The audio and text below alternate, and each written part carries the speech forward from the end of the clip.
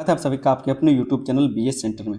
यहाँ पर हम लोग ASC थ्योरी हिंदी का एक इम्पोर्टेंट क्वेश्चन को समझेंगे कि स्वर एवं व्यंजन के प्रकार और भाषा के विकास में उनके योगदान पर चर्चा कीजिए। स्वर क्या होता है, व्यंजन क्या होता है, इसके क्या प्रकार हैं और भाषा के विकास में इनका क्या योगदान रहता है, इसके बारे में चर्चा करना बताना। मोस्ट इंपॉर्टेंट क्वेश्चन आपका, ये क्वेश्चन भी आपका रिपीटेड है, पूछा जा चुका है।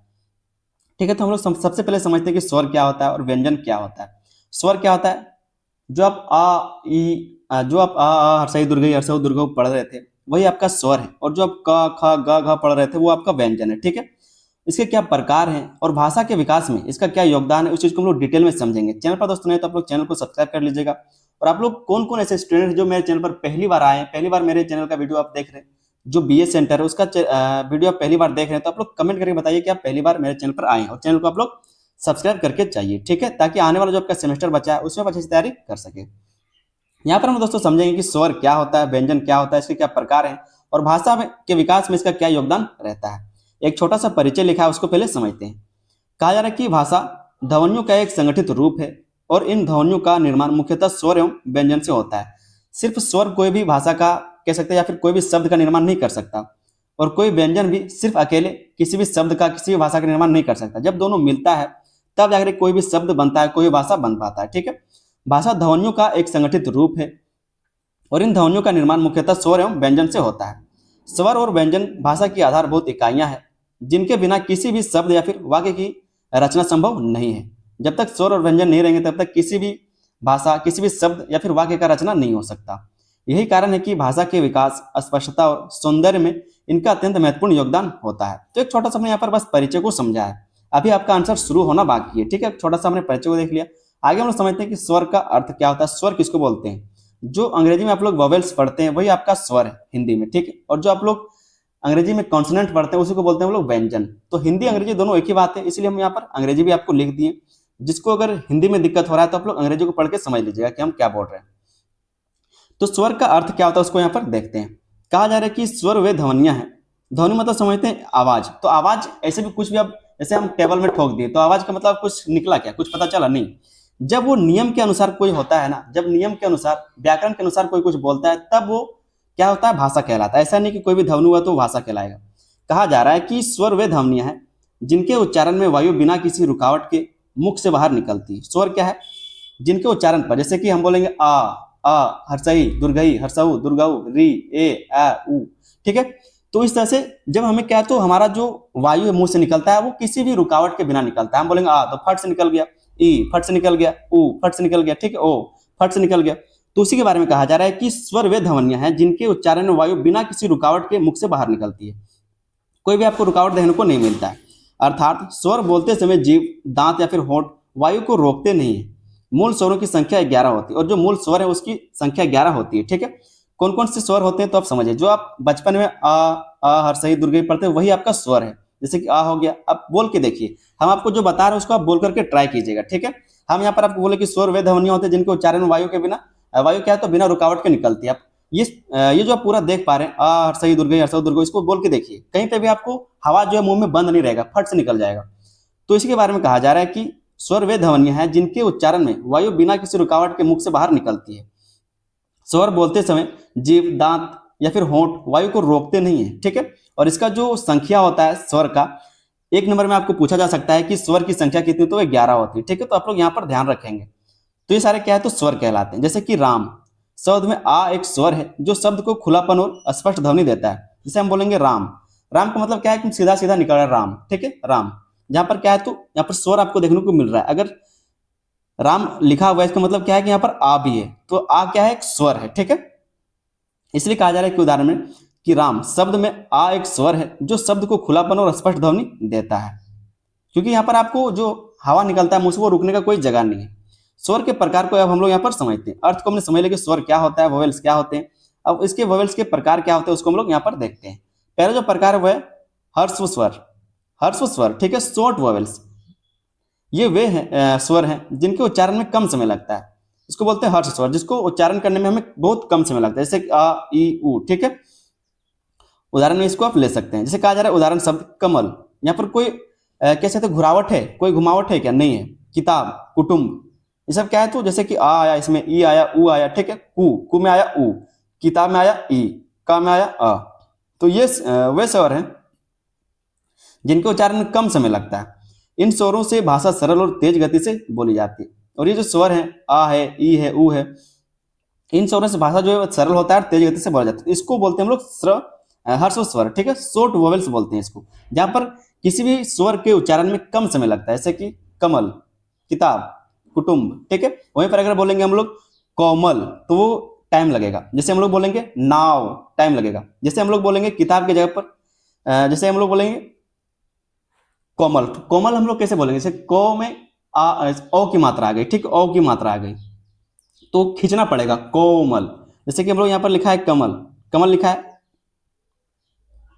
किताब लिखा है, कुटुंब लिखा है। अगर इसके जगह पर कोई और भाषा लिखा हुआ रहता है, कोई और शब्द लिखा है, तो हम आपको बोले कोमल, तो कोमल में क्या है, तो थोड़ा सा खींचना पड़ता है बात को। जैसे हम लोग दूसरा उदाहरण देंगे नाव, तो नाव में क्या है, तो यहाँ पर नाव बोलना पड़ रहा है, थोड़ा सा खींचना पड़ रहा है, तो उसको क्या बोलेंगे, दीर्घ स्वर बोलेंगे। तो उसको उस चीज को हम लोग यहाँ पर देख लेते हैं। तो पहला जो आपने पढ़ा जो स्वर का प्रकार है हर्ष स्वर, शॉर्ट वॉवेल्स। ये स्वर क्या है, तो जिनके उच्चारण में बहुत कम समय लगता है, जैसे कि आ हो गए, कमल हो गया, किताब हो गया, कुटुंब हो गए। इन स्वरों में भाषा सरल और तेज गति से बोली जाती है। दूसरा जो इसका प्रकार है वह है दीर्घ स्वर, लॉन्ग वॉवेल्स। इन स्वरों के उच्चारण में अधिक समय लगता है, इसको बोलते हैं दीर्घ स्वर, ठीक है। उदाहरण आप समझ सकते हैं, जैसे कि अमर की आकार वाला शब्द हो गया, ठीक है, जो आकार वाले शब्द हो गए, जो दुर्गही वाले शब्द हो गए, जो दुर्गह वाले शब्द हो गए, ठीक है, ए हो गए, ए हो गए, ओ हो गए, अ हो गए, ठीक है। इन चीजों से जो शुरू होता है शब्द, उसमें क्या है, तो ज्यादा टाइम लगता है। जैसे कि उदाहरण शब्द हम देख सकते हैं, जैसे कि राम, ठीक है, राम बोलने में थोड़ा सा समय लगेगा, राम। अगर वहीं पर रम बोले तो तुरंत हो जाता है, रम, तुरंत हो गया। लेकिन वहां पर बोलेंगे राम तो खींचना पड़ेगा, तो यहाँ पर आ गया। तो ये सब क्या है, दीर्घ स्वर हो गए सब, ठीक है। जैसे कि दीप, ठीक है, दीप, दीप में क्या है, तो ई ज्यादा खींचना पड़ा। जैसे कि फूल, ठीक है, तो फूल में ज्यादा खींचना पड़ा। जैसे कि नाव, ओ आया तो नाव। ये शब्दों में स्पष्टता, गहराई और प्रभाव उत्पन्न होते हैं, तो इसको बोलते हैं दीर्घ स्वर, ठीक है। आपको समझ में आया। ये पहले आपने यहाँ पर देखा हर्ष स्वर, जिसको बोलते हैं शॉर्ट वॉवेल्स। यहाँ पर तुरंत जो शब्दों का उच्चारण होता है, जो स्वर का उच्चारण होता है, वो कम समय में हो जाता है। सही, कमल हो गया, कमल हो गया, तुरंत बोला गया। वहीं पर जो राम बोला आपने, तो राम में आकार आया और उसको खींचना पड़ रहा है, राम, कमल, तुरंत हो गया, तो इसको बोलेंगे हर्ष स्वर। वहीं पर जो दीर्घ स्वर है, इसमें क्या है, तो इन स्वरों के उच्चारण में अधिक समय लगता है, जैसे कि राम, ठीक है, नाव, फूल, ठीक है, ये सारे शब्द। तीसरा जो इसका प्रकार है वो है संयुक्त स्वर, संयुक्त स्वर। जब दो स्वरों के मेल से एक नई ध्वनि उत्पन्न होती है, जब दोनों स्वर के मिलने से एक नई ध्वनि उत्पन्न होगी, तो उसे संयुक्त स्वर कहेंगे, ठीक है। जैसे कि बैल, पहले आपने बे से शुरू किया, फिर ए हो गया, ठीक है, बैल, ठीक है। जैसे कि औरत, आ से शुरू किया और फिर ओ भी इसमें आ गया, तो इसको बोलेंगे औरत। तो जहां पर दो स्वरों का मेल होता है और उसके बाद कोई नया शब्द आ जाता है, ठीक है, नया ध्वनि उत्पन्न हो जाता है, तो उसको बोलते हैं संयुक्त स्वर, ठीक है, उसको बोलते हैं संयुक्त स्वर। जब दो स्वरों के मेल से एक नई ध्वनि उत्पन्न होती है, उसे संयुक्त स्वर कहा जाता है। उदाहरण आप देख सकते हैं, जैसे कि ए हो गया या फिर ओ हो गया। ए, एक तो उदाहरण यहाँ पर आप बैल ले सकते हैं। सीधा सीधा अगर बेल कहेंगे तो तुरंत हो जाएगा, लेकिन अगर बैल बोलेंगे, ठीक है, तो बा भी आया और इसके बाद ए भी आ गया, ठीक है। मतलब दो स्वर मिलकर के कोई भी शब्द या फिर ध्वनि का उत्पन्न करते हैं, उसको बोलते हैं हम लोग संयुक्त स्वर। इनका उच्चारण करते समय ध्वनि में हल्का परिवर्तन महसूस होता है। ध्वनि में क्या, तो हल्का परिवर्तन महसूस होता है। जैसे हम लोग बै से शुरू किए थे, फिर ए भी आ गया, ठीक है, बैल। जिससे भाषा में विविधता आती है, जिससे क्या है, तो भाषा में विविधता आती है, मतलब शब्दों को पहचान पाते हैं। एक तो बेल हो गया जो हम लोग खाते हैं सो, एक तो बैल हो गया जो चरता है सो, बैल। आगे हम लोग समझते हैं कि व्यंजन का अर्थ क्या है, मीनिंग ऑफ कॉन्सोनेंट, जिसको बोलते हैं कॉन्सोनेंट, ठीक है। तो व्यंजन का अर्थ क्या होता है, कहा जा रहा है कि व्यंजन वे ध्वनियां हैं जिनके उच्चारण में वायु का प्रवाह किसी ना किसी स्थान पर रुकता या फिर बाधित होता है। जैसे का, खा, पूरा आप अज्ञा तक पढ़ लीजिए, कहीं ना कहीं आपको रुकावट देखने को मिलेगा। जैसे हम लोग बोलेंगे का, तो का पहले रुका हुआ रहता है, बाद में अचानक क्या हवा निकलता है, का। फिर बोलते हैं खा, खा बोलने से आप बोल के देखिए कि तुरंत हवा बाद में निकलेगा। तो ये बोला जा रहा है कि व्यंजन वे ध्वनियां हैं जिनके उच्चारण में वायु का प्रवाह किसी न किसी स्थान पर रुकता है फिर बाधित होता है। अर्थात व्यंजन बोलते समय जीभ, दांत, होंठ आदि वायु को नियंत्रित करते हैं। हिंदी वर्णमाला में मूल के कह सकते हैं, जो हिंदी वर्णमाला होता है वहां पर मूल रूप से व्यंजनों की संख्या कितनी होती है, 33 होती है, 33, ठीक है। आपको कहीं पर ये 39 या फिर 41 देखने को मिल सकता है, लेकिन जो वास्तविक है, जो हिंदी व्याकरण में लिखा हुआ रहता है, वो 33 लिखा हुआ रहता है, ठीक है। तो जहां पर हवा रुकता है, कहीं ना कहीं किसी न किसी रूप में क्या है, जब हवा रुकता है उसको हम लोग व्यंजन बोलते हैं। उदाहरण देख सकते हैं, जैसे का, खा, गा, घा, पूरा सब क्या है, तो ये सब व्यंजन है। जैसे कि कमल, कमल में का है, मा है, ला है, व्यंजन है, जो स्वर के साथ मिलकर शब्द बनाते हैं। अगर सिर्फ का लिखा हुआ कोई अर्थ हुआ, सिर्फ मां लिखा है कोई अर्थ हुआ, अगर सिर्फ ला लिखा है तो कोई अर्थ हुआ नहीं। जब ये स्वर के साथ मिलेगा, जैसे के में का में अगर आप ए दे दीजिएगा तो इसका अर्थ हो जाएगा कि किसी किसी के बारे में हो रहा है कि के। जैसे हम का में आ का आकार दे देंगे तो पता चल जाएगा कि किसी ना किसी के बारे में बोल रहा है। जैसे माँ की जगह पर कुछ नहीं लिखा हुआ, सिर्फ म है, तो माँ में मतलब क्या पता चल रहा है, कुछ नहीं। जैसे इसमें कुछ मुंह दे दे, ऊ की मात्रा लगा दे, आ का मात्रा लगा दे, तो इस तरह से जब ये स्वर के साथ मिलता है तो ये कहा जा रहा है कि जैसे कमल में का है, माँ है, ला है, व्यंजन है, जो स्वर के साथ मिलकर शब्द बनाते हैं। जब तक ये स्वर के साथ नहीं मिलेगा तब तक कोई शब्द नहीं बनेगा। ला, सिर्फ ला से कोई शब्द हो सकता है क्या? नहीं हो सकता। लेकिन ला में अगर ए मिला दे, ऊ मिला दे, ओ मिला दे, तो क्या है, इसमें कुछ ना कुछ शब्द मिलेगा। आगे हम लोग देखते हैं व्यंजन के प्रकार। ठीक है, व्यंजन के कितने प्रकार होते हैं उसको हम लोग समझते हैं। Types of consonant. पहला स्पर्श व्यंजन। स्पर्श व्यंजन, इसके उच्चारण वायु पहले पूरी तरह रुकती है, फिर अचानक बाहर निकलती है। इसके उच्चारण क्या होता है? स्पर्श व्यंजन मतलब जब हम लोग तालु को छूते हैं, जैसे क्या होता है, तो का मतलब कहीं ना कहीं क्या, तो जो जीव हमारा ऊपर रुकता है और कुछ समय के लिए रुकता है और फिर अचानक से सारा हवा बाहर आता है। जैसे कि इनके उच्चारण में वायु पहले पूरी तरह से रुक जाती है। क्या, तो जैसे हम लोग बोलेंगे का, पहले रुका हुआ है, हम लोग बोल नहीं पा रहे, अचानक से बोलेंगे तो हवा निकलेगा, फिर अचानक से बाहर निकलती है। ठीक है, इसको बोलते हैं स्पर्श व्यंजन। ये सब क्या है, व्यंजन के प्रकार हैं। ठीक है, उदाहरण देख सकते हैं, जैसे का, खा बोल के देखिए आप लोग, तुरंत अभी क्या बोल के देखिए, का बोल के देखिए। तो जब का बोलेंगे तो पहले जीव ऊपर आएगा, फिर थोड़ा सा रुकेगा, फिर अचानक से हवा निकलेगा, उसको बोलेंगे का। फिर बोलेंगे खा, खा देखिए तुरंत हवा निकलेगा बाद में। तो ये जो आपका स्पर्श व्यंजन वो 25 होता है, संख्या में स्पर्श व्यंजन 25 होता है। उदाहरण शब्द हम देख सकते हैं, जैसे कमल, घर, पानी, फल, ये सब क्या है, तो सब जो स्पर्श व्यंजन के शब्द हैं। जैसे बोलेंगे कमल, तो अचानक से हवा निकलेगा बाद में, पहले हम लोग बोलना शुरू करेंगे, थोड़ा देर रुकेंगे, उसके बाद हवा निकलेगा। फिर बोलेंगे घर, तो घा हम लोग बोलना शुरू करेंगे लेकिन बाद में हवा निकलेगा। फिर बोलेंगे पानी, ठीक है, तो बाद में हवा निकलेगा। फिर बोलेंगे फल, ये सब क्या है, सब स्पर्श व्यंजन है। ये भाषा को स्पष्ट, मजबूत और प्रभावशाली बनाते हैं। दूसरा जो इसका प्रकार है व्यंजन का वो है अंतस्थ व्यंजन। अंतस्थ व्यंजन, ये स्वर और व्यंजन के बीच की स्थिति रखते हैं। स्वर और व्यंजन के बीच का स्थिति ये रखता है, इसलिए इनका उच्चारण सरल होता है। जैसे कि या, रा, ला, वा, ना ये पूरे स्वर है ना ये पूरा क्या है, तो ये व्यंजन है। जो स्वर और व्यंजन के बीच का ये स्थिति रखता है। ये इस संख्या में कितने होते हैं, तो 4 होते हैं। ठीक है, संख्या में कितने होते थे, जो अंतस्थ व्यंजन वो कितना होता है, 4 होता है संख्या में। ठीक है, याद रखेंगे आप लोग, 4 होता है। उदाहरण से हम देख सकते हैं, जैसे कि यात्रा हो गया, रंग हो गया, लोग हो गया, वचन हो गया, ये सब के अंतस्थ व्यंजन हो गए। ठीक है, अंतस्थ व्यंजन के सारे शब्द हो गए। संख्या में कितने होते हैं, तो 4 होते हैं। देख सकते हैं, या हो गया, रा हो गया, ला हो गया, वा हो गया। कहा जा रहा है कि ये स्वर और व्यंजन के बीच की स्थिति रखते हैं। जिस तरह से स्वर में आप बोलने पर क्या निकलता है, व्यंजन में बोलने पर क्या निकलता है, किस तरह से बातचीत होता है, उसके बीच की स्थिति रखता है, इसलिए इनका उच्चारण सरल होता है। आराम से आप बोल सकते हैं। यात्रा, ना ही ज्यादा देर लगेगा ना ही बहुत धीरे लगेगा। ठीक है, रंग, लोग, आराम से बोल सकते हैं, कोई भी इसको बोल सकता है। ये शब्दों को जोड़ने और प्रवाह बनाए रखने में सहायता करते हैं। क्या करता है, ये शब्दों को जोड़ने के लिए और प्रवाह को बनाए रखने में सहायता करता है। अगला यहाँ पर इसका प्रकार देखेंगे व्यंजन का, वो है उष्म व्यंजन। उष्म व्यंजन, उष्म से आपको पता चल रहा है कि जहां पर मुंह से गर्म हवा निकलेगा उसको बोलते हैं उष्म व्यंजन। ठीक है, इनके उच्चारण में वायु घर्षण के साथ बाहर निकलती है, मतलब जो वायु है हमारे अंदर वो घर्षण के साथ बाहर निकलती है, मतलब गर्म हवा आपके मुंह से बाहर आएगा। उदाहरण देख सकते हैं, जैसे कि सा हो गया, ठीक है, ताली वर्षा, मुदन सा, धन सा, हा, ये सब क्या है, जो 4 होते हैं। संख्या में कितने, 4 हैं। ये जो उष्म व्यंजन ये भी संख्या में 4 है। ठीक है, और इस कुल मिलाकर आप देख लीजिएगा तो 27 हो गया। पहले जो आपने 27 देखा था, फिर आपने जो 4 देखा, फिर आपने 4 देखा, मतलब 27 4 कितना हुआ, 27 4 31, 31 और 4 35।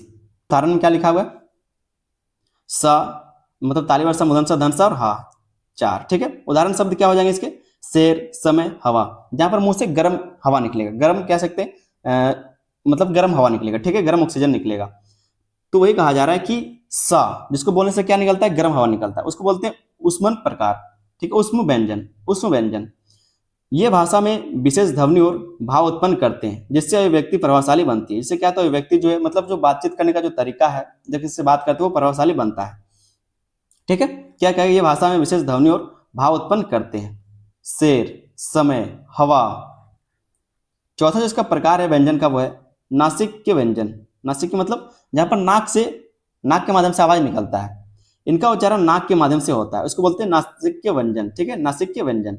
उदाहरण ले सकते हैं, जैसे कि माँ हो गया, ना हो गया, णा हो गया, या हो गया, ड़ा हो गया। ठीक है, उदाहरण शब्द आप देख सकते हैं, जैसे कि मन, नमक, गणेश, जहां पर नाक से बात निकलता है। ठीक है, जहां पर नाक से उच्चारण निकलता है, नाक के माध्यम से बात निकलता है, उसको बोलते हैं हम लोग नासिक के व्यंजन। ये ध्वनियां भाषा को मधुर और कोमल बनाती है। ठीक है, तो हमने यहाँ पर व्यंजन के प्रकारों को भी समझ लिया। आगे देख लेते हैं आपका भाषा विकास में स्वर एवं व्यंजन का योगदान। भाषा विकास में स्वर एवं व्यंजन का योगदान। भाषा के विकास में स्वर और व्यंजन का क्या योगदान रहता है उसको थोड़ा सा हम लोग समझते हैं, क्योंकि आपके क्वेश्चन में ये पूछा गया था कि भाषा के विकास में स्वर और व्यंजन का क्या योगदान रहता है। पहला जो योगदान है वो है शब्द निर्माण का आधार। क्या है, तो ये शब्द के निर्माण का आधार होता है। किसी भी शब्द को बिना स्वर या फिर व्यंजन के नहीं बनाया जा सकता। स्वर और व्यंजन मिलकर शब्दों का निर्माण करते हैं। स्वर और व्यंजन मिलकर जब मिलते हैं तभी जाकर के शब्दों का निर्माण होता है। उदाहरण जैसे कि राम, इसमें रा भी है, आ भी और माँ भी, मतलब इसमें व्यंजन भी आपको देखने को मिल जाएगा, स्वर भी देखने को मिल जाएगा, व्यंजन देखने को मिल जाएगा। जैसे कि घर, घर में आपको व्यंजन देखने को मिलता है, स्वर देखने को मिलता है, व्यंजन देखने को मिलता है। ठीक है, यदि केवल व्यंजन हो, सिर्फ का हो, माँ हो, ला हो, तो अर्थ नहीं बनेगा। और केवल स्वर हो, जैसे आ हो, ई हो, से शब्द स्पष्ट नहीं बनते। मतलब अगर केवल स्वर रहेगा तब भी शब्द नहीं बन पाएगा, अगर केवल व्यंजन रहेगा तब भी शब्द नहीं बन पाएगा। इससे स्पष्ट है कि दोनों का संयुक्त प्रयोग आवश्यक है। तो शब्द निर्माण का ये आधार होता है स्वर और व्यंजन, तभी जाकर के शब्द बन सकता है। और जब शब्द बनेगा तभी तो भाषा बनेगा। दूसरा जो इसमें योगदान हम देखेंगे स्वर और व्यंजन का भाषा के विकास में, वो है उच्चारण की स्पष्टता। उच्चारण करने में हमें स्पष्टता देता है। स्वर ध्वनि को खुलापन देता है। स्वर से हमें पता चलता है क्या हम लोग बोल रहे हैं, पता चलता है। और व्यंजन उसे आकार देता है, क्योंकि बिना व्यंजन के क्या बोलेंगे आप, सिर्फ आ हर सही दुर्गई से कुछ नहीं बोला जा सकता जब तक उसमें व्यंजन नहीं होगा। तो वही बात कहा जा रहा है कि स्वर ध्वनि को खुलापन देता है, जबकि व्यंजन उसे आकार देने का काम करता है। उदाहरण में लिखा हुआ है कि कल और काल में केवल स्वर बदलने से अर्थ बदल जाता है। जो कल है और जो काल है सिर्फ स्वर बदल दिया, इसमें क्या है तो कुछ भी नहीं है। इसमें क्या है तो सिर्फ क्या है तो आकार लगा दिया, मतलब आ की मात्रा इसमें लगा दिया। इसमें क्या है, कल का मतलब कल होता है और काल का मतलब क्या होता है, महाकाल, या फिर कह सकते हैं जो हमारा जो सबका प्राण हरता है, ठीक है, वो होता है काल, यमराज। तो कल और काल में केवल स्वर बदलने से अर्थ बदल जाता है। इस प्रकार स्वर व्यंजन का सही संतुलन भाषा को स्पष्ट और समझने योग्य बनाता है। तो दोनों का क्या कह सकते हैं, मेल होता है तभी जाकर के भाषा बनता है, शब्द बन पाते हैं, उच्चारण की स्पष्टता होती है। अगला जो पॉइंट लिखा हुआ है भाषा की विविधता। जो अगला योगदान है वो भाषा की विविधता है। भिन्न भिन्न भाषाओं में स्वर और व्यंजन के उच्चारण में अंतर होता है। अलग अलग भाषाओं में क्या है तो स्वर में और व्यंजन के उच्चारण में अलग अंतर देखने को मिलता है, जिससे भाषाओं की विविधता उत्पन्न होती है। तो भाषाओं में क्या है तो विविधता ये रखता है। उदाहरण देख सकते हैं, जैसे हिंदी में का उच्चारण स्पष्ट है, जबकि अंग्रेजी में सी कई तरह से बोला जाता है, जैसे कि कैट भी बोला जाता है, सिटी बोला जाता है, का भी बोला जाता है, सा भी बोला जाता है।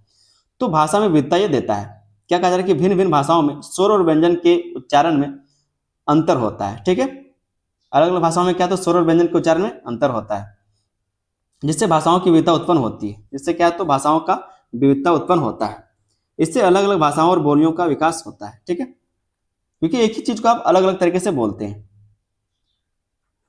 अगला जो पॉइंट है अभिव्यक्ति की क्षमता में वृद्धि। जो व्यंजन और स्वर का योगदान है भाषा के विकास में, वो अभिव्यक्ति की क्षमता में वृद्धि करता है। स्वर और व्यंजन के सही प्रयोग से हम भावों को अधिक प्रभावशाली ढंग से व्यक्त कर पाते हैं। जो हमारे भाव हैं, जो हम लोग कहना चाहते हैं, उसको अधिक प्रभावशाली ढंग से कह सकते हैं। जैसे कि माँ, माँ भी माँ ही होता है, माँ भी माँ ही होता है, लेकिन माँ को लोग ज्यादा प्रेफर करते हैं। ठीक है, ज्यादा बोलना पसंद करते हैं। तो माँ और माँ में केवल ध्वनि का अंतर है, लेकिन भाव पूरी तरह बदल जाता है। इससे भाषा में गहराई और संवेदनशीलता आती है। माँ कोई नहीं बोलता, सब माँ ही बोलता है। ठीक है, मतलब यहाँ पर क्या है तो ध्वनि का अंतर हो जाता है, ध्वनि में अंतर आता है, लेकिन भाव पूरी तरह से बदल जाता है। पांचों जहां पर हम लोग इसका योगदान देखेंगे वो है भाषा के विकास और परिवर्तन में भूमिका। भाषा के विकास में और परिवर्तन में यह भूमिका निभाता है। समय के साथ स्वर और व्यंजन के उच्चारण में परिवर्तन होता है, जिससे भाषा विकसित होती है। समय समय क्या है तो स्वर और व्यंजन के उच्चारण में परिवर्तन आता जाता है, और जिससे भाषा अलग अलग बनते जाते हैं। उदाहरण देख सकते हैं, जैसे संस्कृत के शब्द में नगर होता था, से हिंदी में नगर कर दिया गया, नगर कर दिया गया। ठीक है, और आगे इसको नगरा ऐसे रूप बने, आगे क्या तो नगरा ऐसे रूप भी बने हैं। इस प्रकार ध्वनि परिवर्तन से नई भाषाएं और बोलियां विकसित होती है। अगर ध्वनि में परिवर्तन हुआ, स्वर व्यंजन के उच्चारण में परिवर्तन हुआ, तो वो अलग अलग शब्द भी बन जाते हैं।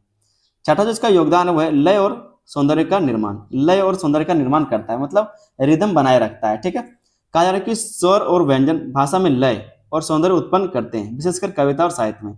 अगर स्वर और व्यंजन ना हो तो लय उत्पन्न नहीं हो सकता। जैसे कि एक उदाहरण है कि चंदा मामा दूर के, इसमें जब इसको पढ़ेंगे, चंदा मामा दूर के पुआ पकावे गुड़ के, इसी तरह से बोलते हैं ना। जो भी आपने सुना बता सकते हैं आप लोग कमेंट करके किस किस ने ये सुना हुआ है। तो जब हम लोग क्या करते हैं, सही से स्वर और व्यंजन का लय में लाते तो वो क्या करता है, लय बनाता है और सौंदर्य उत्पन्न करता है जब सही से हम लोग इसका प्रयोग करते हैं।